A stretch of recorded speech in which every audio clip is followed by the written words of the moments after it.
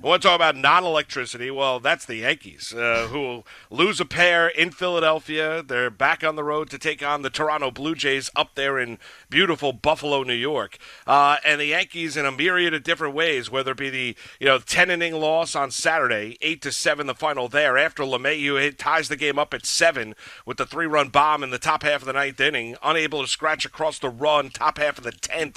The Phillies are able to do it. They win the game 8-7, and then you get the bad performance by Domingo Germán and the Yankees offense where you have Rougned Odor once again. I mean, it just comes down to it. I mean, at some point in time, somebody's got to show the Yankees a Little League baseball game and tell you this is what you do on the base pass, this is what you do not do on the base pass. And I understand Major League Baseball is not an instructional league, but how many times, Maggie, can you have a guy on second base, ball gets hit in front of him, he decides to take off for third and gets caught in the situation that you had with Rougned Odor? We've seen it time and time again, whether it be Odor, whether it be Gary Sanchez, over and over and over again. I mean, I'm done with Jameson Taillon, by the way. I understand we're trying to find it, whatever it might be with Jameson Taillon, and I know he's had 2 Tommy John surgeries, and he's a good friend with Garrett Cole. He was absolutely dreadful in the game on Saturday where he got one measly out. I mean, he is an absolute bullpen killer. He's a 5-inning starter at best, and most of the time during those 5 innings, he's non-competitive, and you get to this team, and you're watching this team. How many times can we say it? They're a bad baseball team. They're a bad watch. They're 8.5 games back of the Tampa Bay Rays right now as we sit here on this Monday morning in the American League East. I mean, the idea of, okay, and you and I have both said it, we still believe that this is a good team. We both echoed those sentiments last week, right? At some point in time, they're going to turn it around. When does that hit you, right? Aside from the Minnesota Twins, where they showed you a little bit of pulse, you saw this weekend, and after the LeMahieu home run on Saturday, you said, all right, here we go. Yankees win this game in extras. Maybe, you know what, you get a little bit of some momentum. You've won 3 of the last 4 games. They lose that game. They have a dreadful performance on Sunday. Domingo Germán's non-competitive. They get droughted in that game. Nola with the Yankees struck out 11 times. He was absolutely dominant. Yankees lose that game 7-0, and you're getting questions like Aaron Boone is getting after the game yesterday by Brian Hoke, in which he's being asked, is this team accepting losing? I mean, that's what you're seeing right now, and we're in mid-June. Yeah, this is a bad state here for the Yankees, and this whole time thought there is no possible way that the Yankees can be sellers at the deadline. That thought didn't cross my mind, Moose, because this is supposed to be the go for it year. This is supposed to be the culmination. This is supposed to be the finally breakthrough year. I mean, this is, you signed Garrett Cole, pandemic shortened season last year. Now he's here. You spend the money for Kluber. You make the trade for Taillon. You make what you think are winning moves, and you get this. I mean, it has just been so bad that now I'm not sure. Because I'm not sure if the next 25 games until the Yankees get to the All-Star break, if they are not showing something different, I don't know if maybe they become sellers. Maybe Zach Britton, Chapman are out of here. I don't know if that becomes the smarter move for the Yankees. And the fact that we don't know says it all for this team. I mean, I'm not saying panic, but you can obviously tell that Boone is starting to get more of an edge, and rightfully so. I mean, they're putting the camera on him after Odor has that bad base running error, and that's just one of the things we could talk about from this 2-game sweep. He looks like he's chewing on barbed wire, not bubble gum. I mean, you want to see something from the Yankee manager. Hell, read the body language. I mean, the guy looks like he's ready to punch a wall, and I would be too if I were him. Yet at the same time, I just, they rolled out that lineup that they did yesterday, and I know Aaron Judge had back spasms. How many times did Giancarlo Stanton can't play the outfield? So if your 2 best hitters on the bench were Odor's hitting in the 3-hole, I mean, how many times are they even able to put out an A-plus lineup because of guys needing days off or somebody's worried about an injury here? There's just so much that has come together to foil this Yankee season. I didn't think that we'd be here saying that the next week and a half, just how important this is going to be, because the Yankees could end up being sellers. That's wild to me, considering the expectations that were on this team this year. Yeah, I mean, but who the hell are you selling? Britton and Chapman. Maybe. Maybe you look at Aroldis Chapman, that might be one of them. But, other than that, there's really this team, there's a lot of high-salaried guys that aren't performing particularly well. That is really what you're looking at right now. And, yeah, they might be sellers. I think the first thing I would look at if I'm Brian Cashman saying, all right, well, we're through 65 games. We're a game over 500. We're 8.5 back in the Rays in the American League East. Right, when do we say, okay, we no longer believe, or when do you say, okay, I want to reinvest in this team where I don't want to look at this as being a completely lost year? I have a hard time envisioning the Yankees throwing up their hands and saying, you know what, it is what it is. We're just having a bad year. For whatever reason, it's not connecting, whether it be the bad defense, bad base running, bad pitching at times. The offense clearly has never been and never clicked here through 65 games.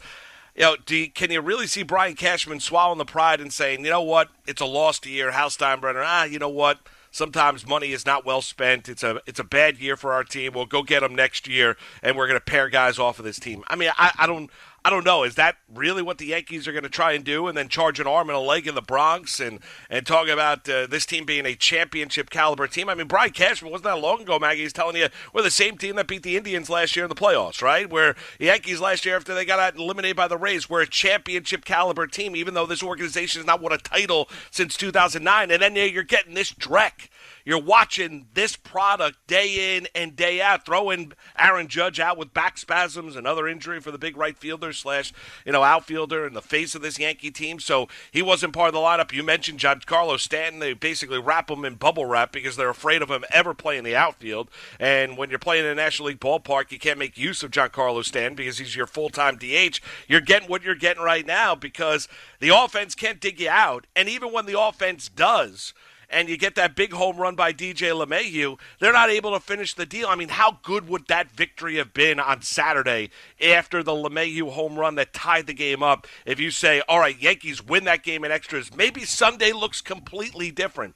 Maybe it does. Maybe it doesn't. Maybe Herman's terrible once again, and the Yankees lose that game 7-0. At least they would have afforded and had a split down in Philadelphia instead of getting swept, and you're left with what you're watching here, which is just a lot of bad baseball. That's the thing that bothers you so much. They're just a bad watch. They're a boring watch at times. They're really not much exciting about this group. They play to the level of the excitement of the fan watching this team play, which is, they're kind of kicking the tin can down the street. There's no energy to this group whatsoever. Well, I don't think they have unlimited time here. And that's what I'm saying about the next 25 games to the All-Star break, because then you have the trade deadline after the All-Star break. And I don't think they have unlimited time, because it's going to become the smarter baseball decision if they don't look good over the next 25 to actually come to grips and say, this is who we are. You got to throw in a Luis Severino setback where he looks like he has a groin issue that took him out of a game over the weekend. And it's like, you're waiting on Luke Voit. Okay, you're waiting on Luke Voit. What is he possibly going to turn this entire thing around? Unless you're going to seriously be adding at the deadline, and I wouldn't rule that out. But is Hal Steinbrenner going to want to go over the luxury tax potentially, or is he going to have to try to dig this team out of the hole and wake this team up? The further you get away, deeper into the standings, you're 8.5 back now. The deeper hole that you dig for yourself, don't you feel like the bigger the shakeup? I appreciate some of the ideas that Joel Sherman had in the post about the Ketel Martes and these guys, and that's all fine. But don't you get the sense that the further they get from first place here, the bigger the shakeup would have to be, which means either the bigger cost in terms of prospects or the bigger actual cost if you're really going to go sort of big game hunting on the market. I just don't see a lot of great options here for them. And yeah, Moose, listen, you talk about that Saturday game. I actually thought that game was exciting. The Yankee fans were out in full force in Philadelphia, so good for you guys for making the trip down, making your voices heard, because there were a lot of Let's Go Yankee chants that were very crystal clear on the broadcast. You guys were trying down there, and I appreciate that. That was an exciting game to me when LeMahieu hits the 3-run home run. You're just like, all right, here you go. And then, unfortunately, they put down the sack bunt. This is not incredible baseball that the Phillies were playing, but the sack bunt worked, and then Chapman can't throw to first, and it's just, and then all of a sudden you can't score in the 10th, which is an issue, obviously. We can talk about some double switch moves and maybe some pinch hit stuff that, the Yankees are obviously not that familiar with, but Could there have been maybe some better moves made on that Saturday game? They lose that one, and then the next day, I mean, the Phillies have their ace going, and they just absolutely mowed down the Yankees, who did not have anywhere close to their A-plus lineup ready to go. So it's like, we've been talking about what's going to, help this team.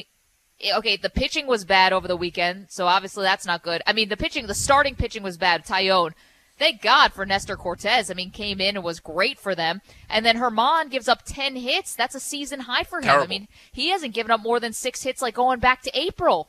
So your starting pitching is letting you down in this series. The hitting is still awful. I mean, the runners in scoring position, 2 for 12 on Saturday, even though they tied that game up. They're 0 for 3 on Sunday. The base running's bad. The defense is bad. You can start getting into the energy stuff, and the character of the team is now coming under even more and more scrutiny. Manager, Sharks are circling once again.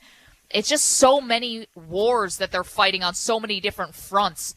The next 25 games, this is it. They are not going to give this team the whole season to figure this out. I just think with the payroll concerns, along with, trying to be the smartest baseball team in the league too, which the Yankees definitely try to be, I don't see how they get the whole season to figure this out. I don't. Yeah, I don't know if this group gets the whole year, but it's a matter of, is it not? What do you do if you're Brian Cashman? The thing that would lead you to believe Cashman's highly invested in this team. I mean, he is. I mean, it's his group. Creation. I mean, this is it, right? He wanted to bring Sanchez back. He was the strongest voice in the room. Gary Sanchez is back with this team, right? He makes the trade for Jameson Taillon with the Pirates, signs Corey Kluber, gives him a 1-year, $11 million deal. The Yankees felt like they were a championship caliber team. So I'd ask you, is Brian Cashman willing to swallow his pride and say, I was wrong? I mean, I was dead wrong. The way that our baseball people looked at this group, we're not good enough. We have to reassess. We have to pair guys off. Because that would lead me to believe in, and I know the old mantra with Cashman, he's said it time and time again. If you're a Yankee fan, you've heard it, right? A team has got to show him that they're willing, that they're good enough to invest in, and he'll do whatever he can to help out that team in any particular year when we're talking about the MLB trade deadline. Now I ask you about the general manager, Brian Cashman, who wanted to tell everybody Boone's his guy, right? Even though Boone doesn't have a contract past this year, he said it, before the season started, he would like Aaron Boone to be here forever, right? So he's highly invested in the manager, Aaron Boone. So you can get into the debate of just how hot is that seat that Aaron Boone is on, because he's got the backing of the general manager, Brian Cashman, and Cashman doesn't feel like the manager has cost this team. So then you look at this group that Cashman and company put together and looked at it and said, well, we're a championship caliber team. They're a game over 500 through 65 games. Is Brian Cashman willing, or can he bring himself to grips to say, you know what, I was wrong? And then will Hal Steinbrenner have the idea of giving Cashman the opportunity to revamp this team however he sees fit, because they are a free spending team. They've spent a lot of money on this group, Maggie, and there is no bang for the buck. Even though you get the exciting game on Saturday, more often than not, it's a lot of lifeless baseball from this group, and they're 8.5 out. The Rays got hot. The Yankees, aside from taking on the Minnesota Twins, I mean, they got swept by the White Sox, got swept by the Red Sox, take 2 or 3 from Minnesota, then get swept by the Philadelphia Phillies. Now they continue this road trip, and they're on the road taking on the Toronto Blue Jays up in Buffalo. So can Cashman come to grips and say, you know what, I was wrong? Because last year, after they got eliminated in the Rays, I told you, you saw a lot of fight from the Yankees telling you, we are, even though they were facing criticism, whether it be, A-Rod, others criticizing what they did in that series. Hey, we're just as smart as Tampa. This is a championship caliber team. So maybe a little pride got in the way this offseason, and then you get this group what they are from now, whether guys not being available or the guys that are available on the field just not performing. I think, listen, the relationship between Hal Steinbrenner and Brian Cashman, by all accounts, is like as tight as it can be, and I think that if Hal gives Brian Cashman the assurance, like, listen, maybe you made some mistakes and maybe I made some mistakes in terms of, not giving you the kind of money that you needed at the time. I don't know. I mean, do you need more than $200 million to buy a winner? I kind of agree with Hal Steinbrenner that you really don't. $200 million I think should get you one. But look at the Dodgers. I mean, they go way over the luxury tax this year. Other teams spend a lot. So, I think they would probably look at themselves and kind of say, we're in this together. I think it probably would not bode well for Boone if they end up being sellers at the deadline. He's probably out. A lot of his staff is probably gone. But in terms of Cashman, could he survive, like, the fact that they might have to be sellers at the deadline?